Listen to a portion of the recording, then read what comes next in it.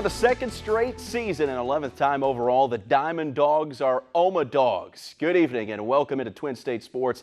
I'm Zach Siminar. After an overwhelming of Stanford on Saturday night in their Super Regional opener, the Dogs let the Cardinal know that they had much more where that could come from. Leading 5-1 at the top of the ninth last night, Elijah McNamee took out some of his frustrations from a recent slump that led to him not being drafted in last week's Major League Baseball draft with a knockout three-run jack to give MSU a touchdown lead before Cole Gordon put the final stamp on the win with a strikeout of Tim Tawa to send the Dogs back to the Midwest to chase a national championship. Man, it was a typical Mississippi State game. We just grinded it out, and some great plays by these guys up here. I thought we got a great start by Peyton. It's a feeling like no other. I tell you that.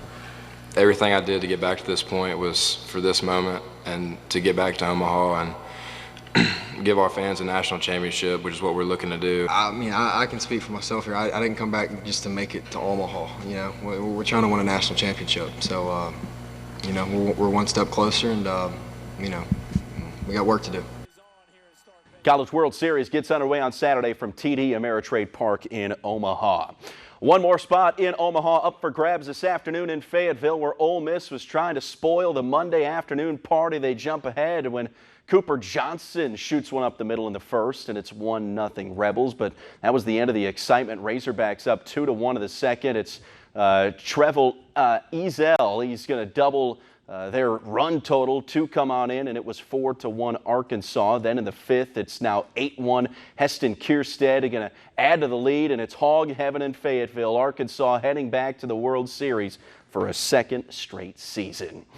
Newly minted Braves pitcher Dallas Keuchel was set to make his first minor league start tonight with Single-A Rome in an effort to ready himself to compete at the big league level. And it's something he believes he could be a very quick process, perhaps as little as just one start in the minors, if all goes well, as Dallas hopes. It got to me at times, but I knew what the process was most likely going to be, and it was, hey, the draft pick needs to come off. I mean, the system is what it is at this point in time. Us as the players, we did a bad job with negotiations, and it's our own fault. I think me and Craig handled ourselves very, very professional, even not on teams. And, you know, it's something that'll need to be brought up in the next couple of years as the CBA comes up. Lord Stanley's Cup was in the building for Sunday night's Game 6 between the Blues and the Bruins. St. Louis had a chance to close out Boston and win their first title in team history. But in the third period, it doomed the hope of that. Boston would erupt for 4 third-period goals to sink Jordan Binnington and the Blues to shift the series back to Boston for a decisive Game 7.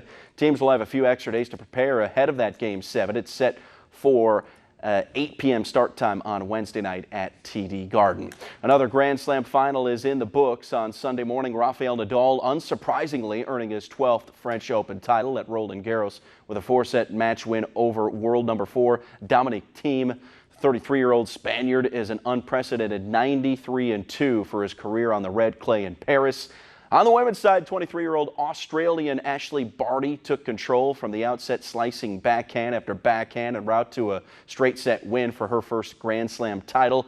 Barty had never made it to the semifinals in her 17 Slam appearances prior to the weekend. With a win, she now rises from a world number 8 ranking to second.